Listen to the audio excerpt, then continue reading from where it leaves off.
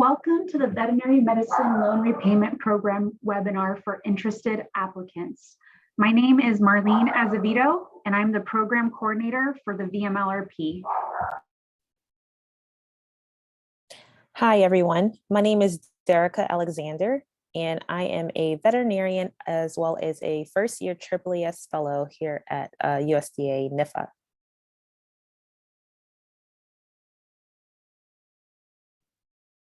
This webinar is designed to give you an in-depth explanation of the VMLRP application process as it relates to the program documents. We will cover the following items: an overview of VMLRP, veterinary shortage situation areas, the application process, detailed instructions regarding the program documents, and resources that are available to you. Before we begin with the overview of the VMLRP application process, a brief overview of the VMLRP itself. The VMLRP was authorized by the National Veterinary Medical Services Act and helps qualified veterinarians offset a significant portion of the debt incurred in pursuit of their veterinary medicine degrees in return for their service in certain high priority veterinary shortage situations.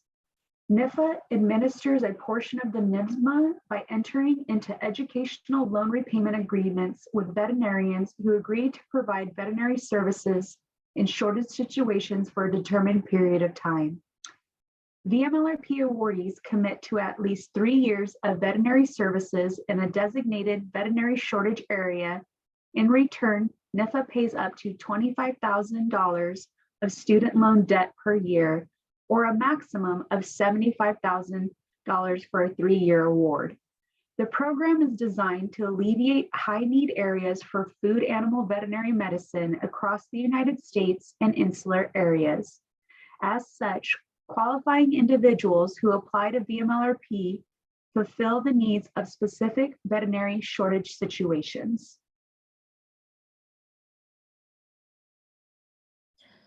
The process of veterinary shortage situation designations occur over the last several months following a well-defined, non-competitive, merit-based process aimed at fairly distributing opportunity to participate in the VMLRP.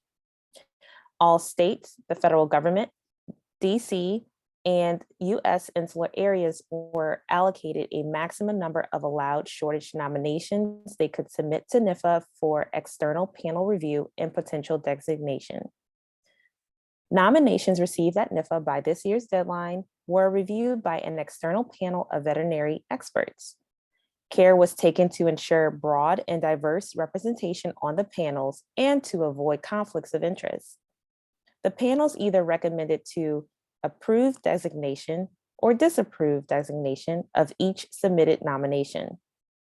VMLRP applicants can only apply to serve one veterinary shortage situation area. Because there is no program like the VMLRP in USDA, we went through several new processes that were tailor-made for this program for the first time in 2010. While it remains the program's goal to have an online application system in place, we will continue with paper applications for this application cycle. Comments and feedback are always welcome, and they will be helpful as we continue to adjust our administrative process. Application forms are available on the VMLRP website and will remain available during the application period. Always refer to the current request for application, that is the RFA, for the application deadline, time, and date.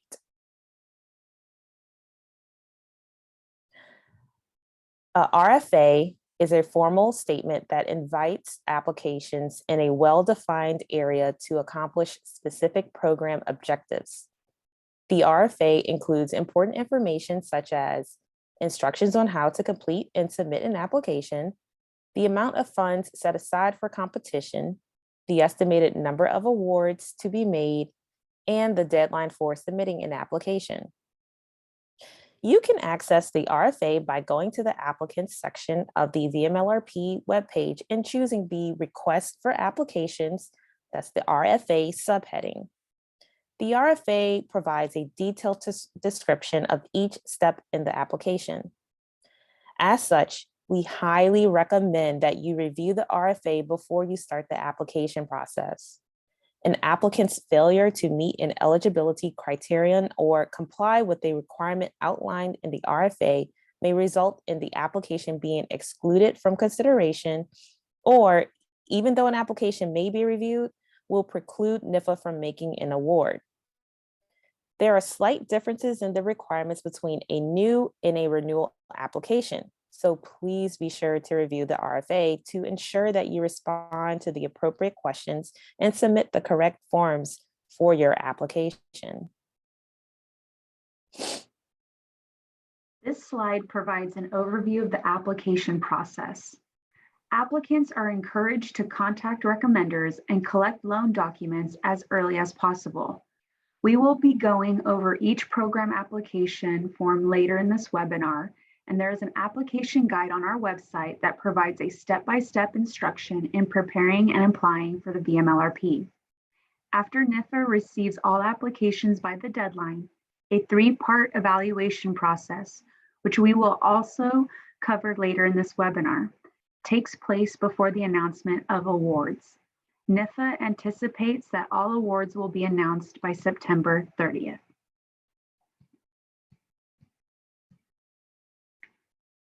To be eligible to accept a VMLRP award, an applicant must have a degree, a DVM degree or the equivalent from a College of Veterinary Medicine accredited by the AVMA Council on Education, have qualifying educational loan debt as defined in 7 CFR 3431, Section 3 of the VMLRP regulations, secure an offer of employment or establish and/or maintain a practice in a veterinary shortage situation as determined by the Secretary within 90 days after award notification, and provide certifications and verifications in accordance with 7 CFR 3431, Section 16.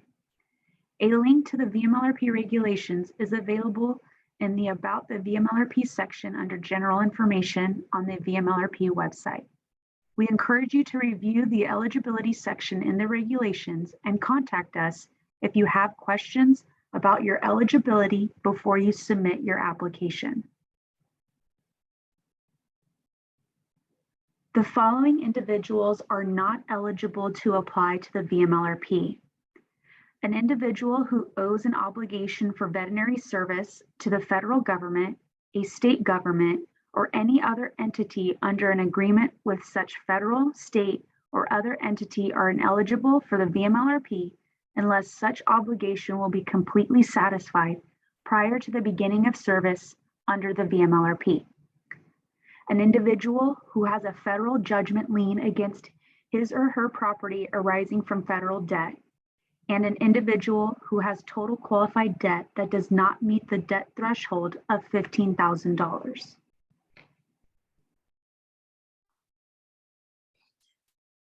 The program documents are required for both new and renewal applicants. Applicants are responsible for completing and submitting these forms in addition to submitting a resume and unofficial transcript. When you submit your application, you will attach 2 PDFs to your email submission.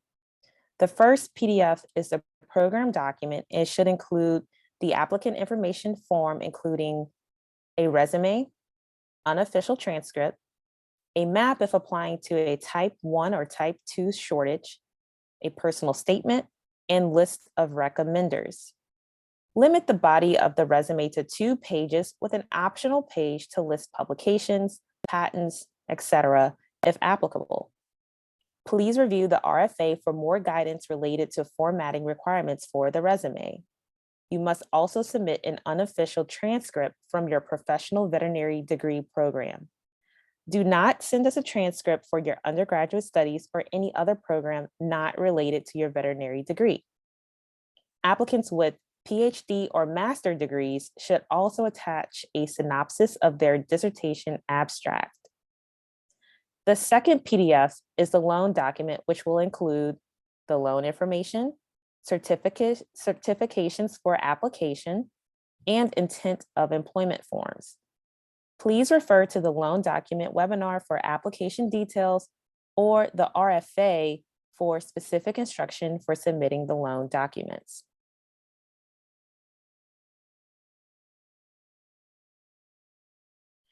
Applications and recommendations must be received by the specified time and date in the RFA. Applications and recommendations received after this deadline will not be considered for funding. An individual may submit only one application per cycle. Please be sure to retain a copy of the entire application for your personal records.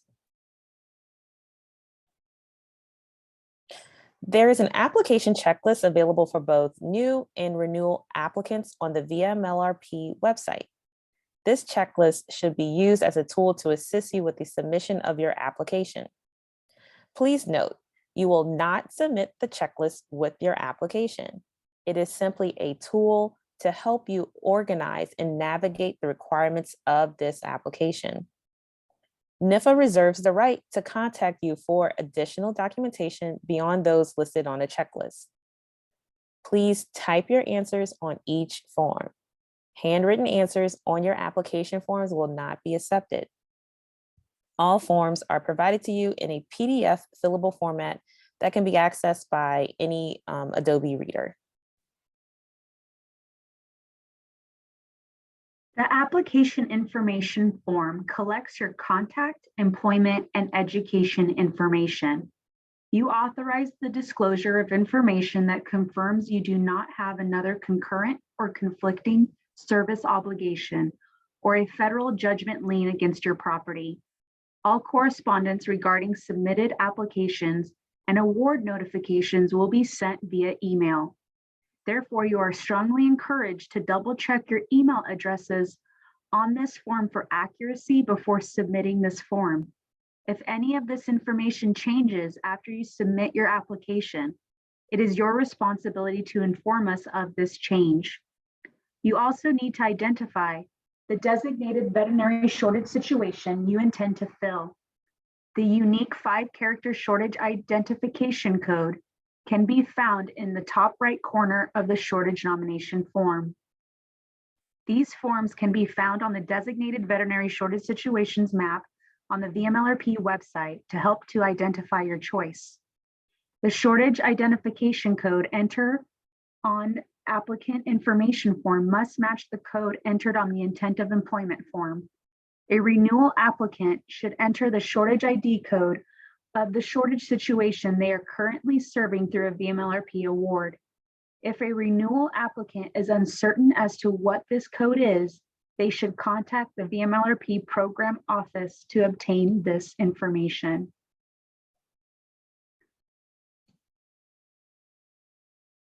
There is a personal statement form on our webpage. However, you are not required to write your personal statement on this form. Instead, you will create your own document that will be submitted with your application as a PDF. The personal statement includes a discussion of your knowledge, skills, abilities, and experience relative to the shortage situation you are applying to serve. Applicants should include a description of your short-term and long-term career objectives in veterinary medicine, a plan to achieve these objectives, relevant knowledge, skills, abilities, and experience, practice plans, and logistics to address the specific shortage situation to which you are applying, including an example of a challenge or problem that you successfully addressed. Be as clear and compelling as possible. This is your opportunity to tell your story and express your unique ability to fill a specific need for the shortage situation you are applying to serve. Be thorough and accurate in describing how well your qualifications and career aspirations match the intent and objectives of this program. You should explain why and how you will be able to effectively fill the specific shortage situation you are applying for. Keep in mind that there may be multiple people applying to serve the same shortage area. Describe why you are the best fit and provide proof of that with your experience, knowledge, and commitment to the area. Financial needs of the applicant are not relevant, except to the extent that applicants must have eligible educational debt. Do not use the limited space in your personal statement to describe your personal financial situation. Focus instead on local, state, and national veterinary service needs you plan to meet and how you envision being able to achieve personal and professional success through participation in the VMLRP. For renewal applications, the personal statement provides applicants an opportunity to present a progress report starting with the start date of the applicant's current or most recent VMLRP award. Information provided should include how the applicant has been effectively addressing the specific shortage situation in which the applicant is serving. An explanation should be included to offer justification of the applicant's ability to further enhance services and mitigate this shortage situation. It is important that you follow the page limit, spacing, font type, and font size as specified in the RFA. Applications that do not adhere to the formatting requirements in the RFA will not be reviewed or considered for award. Lastly, we encourage you to review your personal statement for grammar and spelling errors before submitting. Clarity and content are criteria that the review panel consider when reviewing and ranking your application. All Type 1 and Type 2 applicants must submit a map that clearly identifies the location of practice, the service area of the practice, and the counties of service identified on the veterinary shortage situation nomination form. The map must be included with the program document PDF. This image is an example of a map. This does not need to be anything fancy and is considered an additional page to the personal statement. The map helps reviewers who are unfamiliar with the area understand what you describe regarding logistics in your personal statement. The list of recommenders form is where you will identify 3 colleagues who can speak to your capability to fulfill program obligations. The name, email address, and phone number must be provided for the individuals you plan to ask to submit a recommendation on your behalf. This is simply a list with your recommenders' names and contact information. You will include this form in the program document PDF. Recommenders may be veterinarians, producers, or others you work with in the food animal industry or in the community you plan to serve. You should select your recommenders based on the nature of the case you plan to make in your personal statement.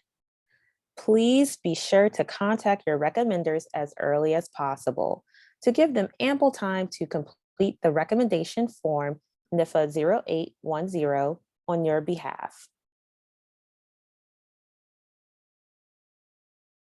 The recommendation form is completed and submitted by colleagues you identified on the list of recommenders form, which is NIFA 0310. This form includes ratings and short answers designed to allow reviewers to assess your capabilities to satisfy the veterinary services component of the agreement. 3 separate recommendations are required, and all recommendations must be received by NIFA no later than the application deadline date indicated in the RFA. Handwritten responses on any part of this form will not be accepted, and your application will not be considered for further consideration. Please be sure to let your recommenders know which sort of situation you are applying for. Recommenders can view the descriptive information provided by the nominator of the shortage situation you are applying to fill by visiting the VMLRP website, or you could provide them the link to the nomination form. This is not required, but may provide your recommenders with valuable information for creating a strong recommendation for you. You may also want to provide your recommenders with your personal statement.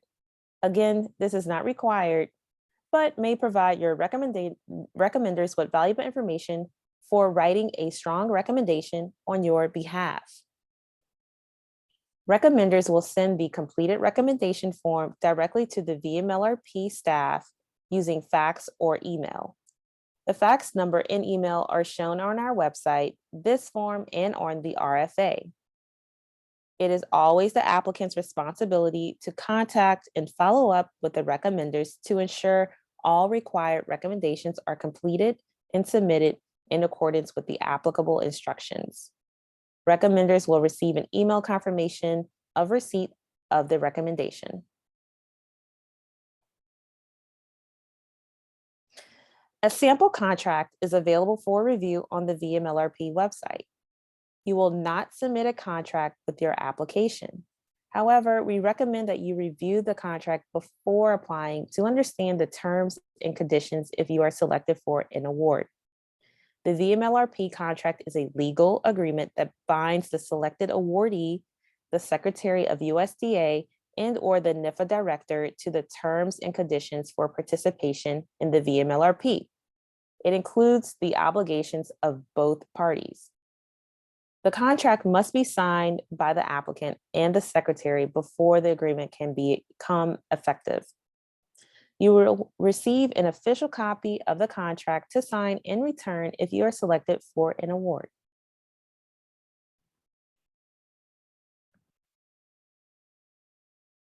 The program document of your VMLRP application should be titled Program Document and saved as one PDF.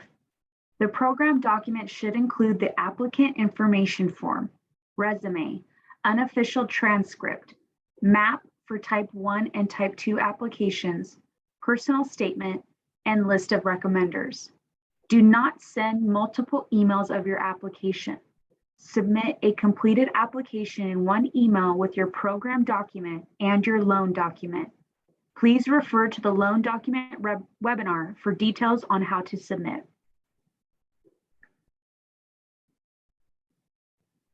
Our VMLRP team is a resource for you.